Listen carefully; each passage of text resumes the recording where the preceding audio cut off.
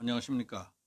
오늘은 세상을 거꾸로 보는 사람들, 또 그들에게 이끌려서 세상을 거꾸로 사는 사람들이라는 제목으로 말씀드리겠습니다. 임기의 딱 절반을 지나 후반기 임기의 첫날을 맞은 11월 11일, 어제 문재인 대통령은 청와대 수석 보좌관 회의를 주재한 자리에서 지난 2년 반 동안 해온 일들을 스스로 평가하고 앞으로 남은 2년 반 동안 해야 할 일들에 대한 각오를 밝혔습니다.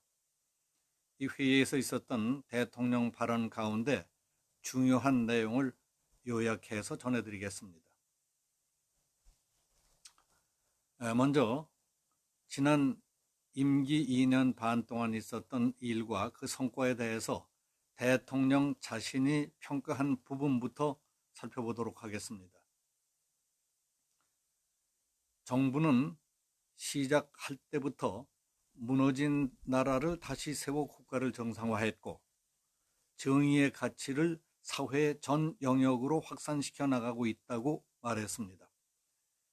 경제사회적으로는 우리 경제를 구조적으로 병들게 했던 양극화와 불평등의 경제를 사람 중심 경제로 전환해 함께 잘 사는 나라로 가는 기반을 구축하고자 노력했다. 미래 신산업 육성과 벤처 붐 확산 등 추격형 경제를 선도형 경제로 바꿔나가고 대한민국의 미래 먹거리를 만드는 데 주력해왔다. 아울러 포용성을 획기적으로 높이고 있다. 건강보험 보장성을 강화하고 치매에 국가 책임제를 시행하는 등 전 국민, 전 생애 건강보장 시대를 열었다. 고용안전망을 확충하고 기초연금 인상, 아동수당 도입, 고교 무상교육 시행 등 맞춤형 복지도 확대하고 있다고 했습니다. 뿐만 아니라 한반도 정세의 기적 같은 변화도 만들어냈다. 한반도에서 전쟁의 위험을 제거하고 대화와 외교를 통해 평화와 번영의 새로운 질서로 대전환하는 중대한 역사적 도전에 나서고 있다. 일본의 수출 규제에 대해서는 의연하고 당당히 대응해서 소재, 부품, 장비, 산업 경쟁력 등을 강화하는 계기로 삼고 있고 아무도 흔들 수 없는 나라로 가는 초석을 다지고 있다고 했습니다. 이와 같은 전환의 과정에서 논란도 많았고 현실적인 어려움도 적지 않았다. 정치적인 갈등도 많았고 필요한 입법이 늦어지는 일도 자주 있었다. 또 국민들께 드리는 불편함과 고통도 있었을 것이지만은 과거의 익숙함과 결별하고 새로운 길을 찾는 것이기 때문이라고 했습니다. 하지만 대한민국의 미래를 위해 어렵더라도 반드시 가야만 하는 길이었다. 그 길을 지난 2년 반 동안 열심히 달려온 결과 새로운 대한민국으로 나가는 토대가 구축되고 있고 확실한 변화로 가는 기반이 만들어지고 있다고 믿는다고 했습니다. 이상이 지난 2년 반 동안 해온 일을 문재인 대통령 스스로 평가한 부분입니다. 한 말씀이 참 대단하십니다. 시침이 뚝 따고 하시는 말씀이 어쩌면 그토록 머릿속과 심장 깊은 데까지 파고드는지 일찍이 경험해보지 못한 극한 경험을 체험했습니다. 말씀 중에 특히 정신이 번쩍 들게 한 대목은 무너진 나라를 다시 세워서 국가를 정상화했다 하는 부분하고 양극화와 불평등의 경제를 다 함께 잘 사는 나라로 가는 기반을 구축했다 하는 부분, 그리고 한반도에서 전쟁의 위험을 제거하고 평화와 번영의 새로운 질서로 전환하는 기적 같은 변화를 만들어냈다 하는 부분이었습니다.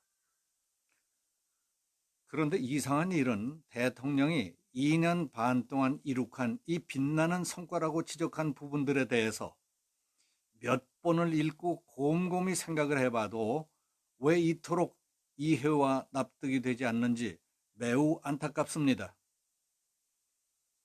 무너진 나라를 세워서 국가를 정상화했다고 하셨지만은 국민의 입장에서 느끼는 것은 정상적이었던 국가가 오히려 다 무너져 가는 것으로 알고 있는 사람들만 있는 것 같습니다.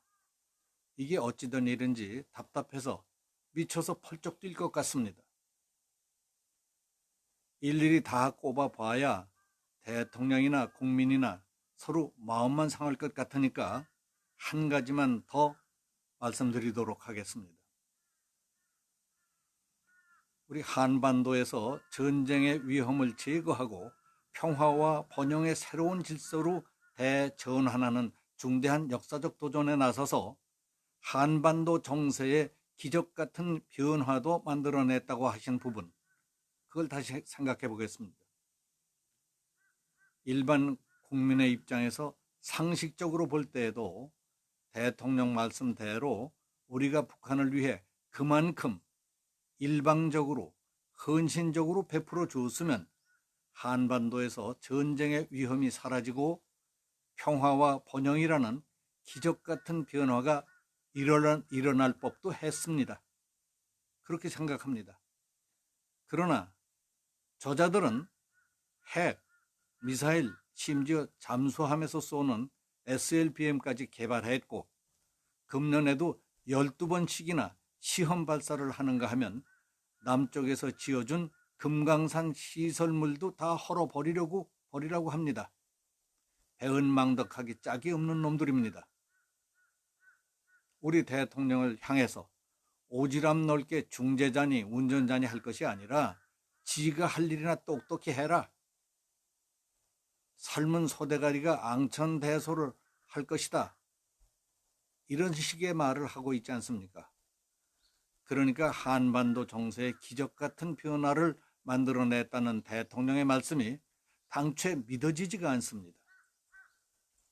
그동안 돈 달라면 돈 갖다 주고 쌀 달라면 쌀 주고 석탄 사주고 우리 대통령이 세계 각국을 돌아다니면서 북한에 대한 제재와 압박을 풀어주자고 구걸하다시피 애쓴 건 뭡니까?